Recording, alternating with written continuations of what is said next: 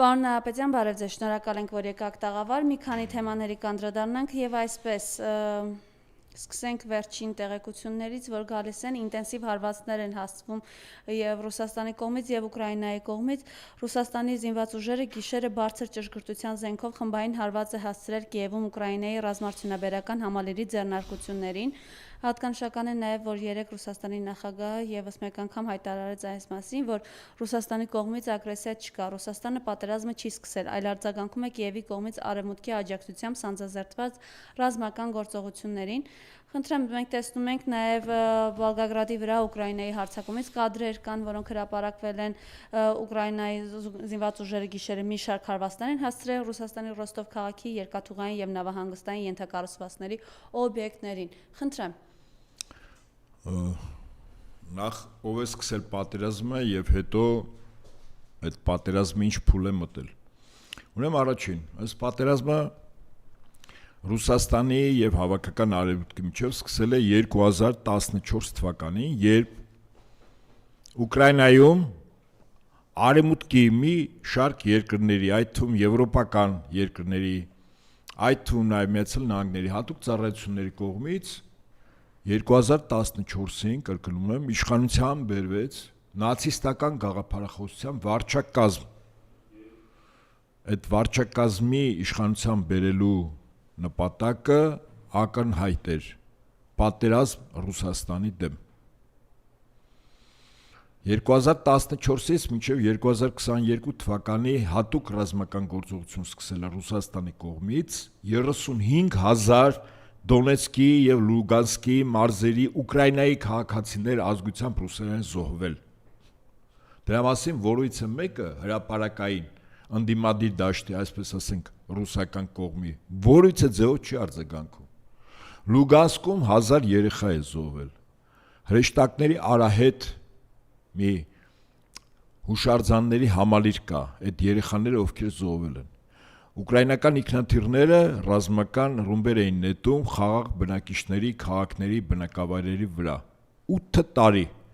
եւ Դոնեցկ Լուգանսկի բնակչությունը ստիպված դիմեց ինքնապաշտպանության։ Ռուսաստանը այդ ժամանակ որից է ձևով չկար Ուկրաինայի հետ բախման։ Կային կամավորներ։ Ես ուզում եմ մեզ լսողների համար պարզ լինի, սա նույնն էր, երբ 1988, 91, 92 թվականներին 4 տարի Ադրբեջանը Արցախի ժողովրդի նկատմամբ տարբեր հատվածներում բռնության միջոցով փորձում էր մարդկանց ստիպել, որպեսզի իրենց բնակավայրերը թողեն։ Հայաստանից այո գնում էին կամավորական ջոկատներ։ Կանոնավոր զորք չկար, որտեղ Հայաստանի Հանրապետությունը ժամանակ բանակ չուներ։ Եվ մինչև 91 թվականը խորհրդային միություն էր, կամավորներ գնում էին, այո։ Ինչա չգնային։ Հիմա նույն զուգահեռ տանում ենք 2014-ից մինչև 2022 թիվ Դոնեցկ Լուգանսկ։ Երբ այո Ռուսաստանից գնում էին կամավորներ, բայց բանակ որպես այդպեսին, զրահատեխնիկա, օդուժ, կանոնավոր ստորաբաժանումներ նման բան չի եղել։ Ուկրաինայի նացիստական վարչակազմի կողմից նորից եմ կրկնում մի քանի տասնյակ հազար Դոնեցկ Լուգանսկի բնակիչ է զոհվել։ Ընդհանրապես միայն դրանից հետո, երբ միջնորդներ հանդես եկան, որ Ռուսաստանին հորդորեցին, որ կարող են սկզբունքորեն կանգնեցնել այդ ամեն ինչը եւ չարեցին, եւ մոտ 250 հազարանոց ուկրաինական բանակը Դոնեցկ Լուգանսկի այն մասերում, որտեղ հիմնականում բնակվում էին ռուսախոս բնակիչներ, որոնց իրավունքները Ուկրաինայի կենտրոնական իշխանությունները ոտնահարել էին, այնպես ինչպես Արցախի մեր քույրերի ու եղբայրների իրավունքներն էին ադրբեջանցիները 1988 թվականին ոտնահարել, եւ միայն դրանից հետո 250,000 զորքը կուտակվել էր Դոնեցկ Լուգանսկի սահմանին, այն բնակավայրին, որտեղ դեռևս բնակվում են ռուսները։ Ուկրաինայի քաղաքացի ազգությամբ ռուսները։ Նոր միայն դրանից հետո այդ 250,000-ի կանխարգելի չարված հասցվեց։ Նրանք մտնելու են այդ տարածք 2022-ի մարտ ամսին, մարտի առաջին կեսերին։ 2022-ի փետրվարի միայն 24-ին Ռուսաստանի Դաշնությունը երկրի բարձրագույն ղեկավարությունը հրապարակավ հայտարարեց, որ իրենք այդ բնակիչների անվտանգությունը ապահովելու համար զորք են մտցնելու։ Միայն դրանից հետո։ Եվ այսքանից հետո պարզվում է, որ Ռուսաստանը ագրեսոր է։ Այդ նույն տրամաբանությամբ օրվա իշխանությունները դյուրին կերպով կարող են ասել, այո, այն կամավորները, որոնք որ ժամանակին գնում էին Արցախ պաշտպանելու մեր քույրերին, եղբայրներին, իրենք եւս ագրեսոր են։ Չէ՞ մենք ագրեսոր չենք եղել, մենք գնացել ենք պաշտպանենք։ Հիմա ինչ վերաբերվում է ռազմական գործողություններին։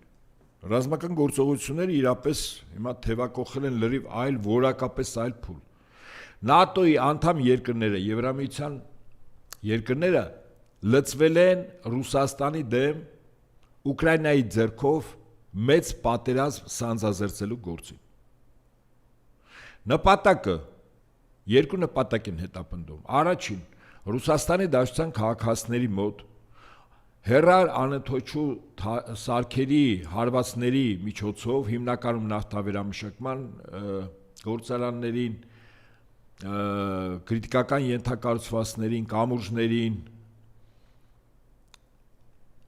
գնացքներին, նավերին եւ հիմնականում նավթավերամշակման գործարանների պահոցներին, որտեղ նավթն է վերամշակված կամ ոչ, ասենք բենզինի վերածված։ Նպատակը Ռուսաստանի Դաշնությունում բնակչության շրջանում առաջացնել մեծ դժգոհություն, շատ մեծ։ Խորհրդանական ընտրությունների նախաշեմին այդ բենզին օպերացիան երբ սկսեց, իրականում սա նույնն էր, սա մասին ես ասել եմ, ինչ 1917 թվականի փետրվար ամսին Նիկոլայ II-ի իշխանությունը տապալելու համար արդյունաբերողները, որոնք գաղտնի դաշինք էին կնքել Նիկոլայ II թագավորի զարմիկների եւ բարձրաշան զինվորականների հետ Նիկոլայ II-ին իշխանությունից հեռացնելու նպատակով հատուկ մոտ 1 շաբաթ Մոսկվա եւ Սանկտ Պետերբուրգի հացի խանութներում սև հաց չբերեցին եւ ժողովուրդը իջավ փողոց։ Այս էր այն դետոնատորը, որով Նիկոլայ II-ին իր իշխանությունը խլող անձինք համոզում, ստիպում, հորդորում էին, որ վերջինս իշխանությունը հանձնի, ցույց տալով ժողովուրդը, որ փողոցում է եւ դու վատ ես կառավարում, իրականում արհեստական էր։ Հիմա նույն այս բենզինի պատմությունը արվեց, որը փաստացի չզոքացվեց։ Բենզինի խնդիրը սկզբունքորեն ռուսական իշխանությունները կարողացան չզոքացնել։ Հիմա ուրեմն առաջին խնդիրը Ռուսաստանում իշխանապողություն իրականացնելն է, եւ այդ իշխանապողություն իրականացնելու ընտրվել է լավագույն ժամանակ։ Նախ բենզինի օգտագործման առավել շատ ամիսներն են, գյուղատնտեսական աշխատանքներ, բերքի հավաքում, բերքի տեղափոխում, մեկ արձակուրդներ, տրանսպորտային միջոցի երկար տեղափոխումներ։ Այո, բենզինի սպառումը մոտ 50-60%-ով այդ ամիսներին, այն ամիսներին, որ հիմա է ամռան ամիսներին, դրանք շատանում են։ Եվ երկրորդ խորհրդանական ընտրությունները սեպտեմբերին, այսինքն մարդկանց դժգոհություն, որտեղ Արևմուտքը հույս ունի, որ Ռուսաստանի քաղաքացիների մի մասը այս իրավիճակից ելնելով, իշխանություններից դժգոհ լինելով, չի գնա ընտրատեղամասեր կամ գնալուց ձայնը չի տա Միացյալ Ռուսաստան իշխող կուսակցությանը։ Ակնհայտ է, որ սա ծրագրի մի մասն է։ Հավաքական Արևմուտքը այս գործիքով փորձում է Ռուսաստանում իրականացնել իշխանապողություն ընտրությունների միջոցով։ Կա երկրորդ ծրագիրը։ Երկրորդ ծրագիրը Ռուսաստանի տնտեսության վրա էապես ազդելն է։ Ինչպես բրիտանական եւ ամերիկյան ռազմաարդյունաբերական համալիրի գործարանները Ուկրաինային են տրամադրել մինչև 3,500 կիլոմետր հեռավորության վրա թռչող ռեակտիվ շարժիչով անօդաչու թռչող սարքեր, որոնք դյուրին կերպով կարողանում են շրջանցել ռուսական հակաօդային պաշտպանության եւ հակաարթիլերային պաշտպանության որոշ միջոցներ, ոչ բոլորը։ Եթե ռուսական կողմը օգտագործում է նմանատիպ գերանի 6 տիպի անօդաչու թռչող սարք, որը մոտ 6 կիլոմետր բարձրության, 600 կիլոմետր ժամարագությամբ թռչում է եւ սկզբունքորեն ռեակտիվ շարժիչով է աշխատում եւ ուկրաինական հոպի համար անհասանելի է, միաժամանակ նաեւ բալիստիկ հրթիռներ է եւ դրանք բոլորը ուղղակիորեն խոցում են ուկրաինական թիրախները, ապա ուկրաինական կողմից թռչող անօթաչուների մոտ ու առավելագույն մինչև 10%-ն է թիրախային աշխատում, որը բավականաչափ շատ է,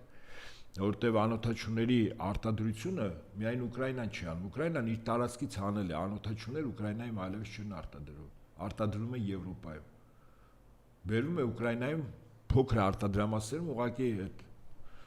խորհրդային տարիներին այդպիսի մի ձևակերպում կար ատվիոտոշնի ռեժիմ, երբ բերում ուղղակի հավաքում են եւ կամ այդ հավաքել անգամ առաջնագծում է տեղի ունենում։ Այսինքն Եվրոպան է արտադրում եւ Միացյալ Նահանգները իրենք են տալիս Ուկրաինային։ Հիմա այդ անօթաչուների մոտ առավելագույն 10%-ը թիրախներին հարվածում է։ Դա բավականին բարձր տոկոս է, իդեպ ասել։ Ընդ որում հարվածները շուտով ես կարծում եմ ձմռան նախաշեմին աշնան մոտ հարվածելու են օրինակ սննդի մեծ պահոստներին։ Ուշադրություն դարձեք, եթե հիմա հարվածում են այնտեղ, որտեղ շատ մարդիկ քաղաքացիներ տուժում են, օրինակ Բարբերիսի պահեստներին, որտեղ շատ մարդիկ, տնտեսվարող սուբյեկտներ ունեն ապրանքներ, այրվեց անպաշտպան տարածքի, այրվեց մարդիկ դժգոհում են,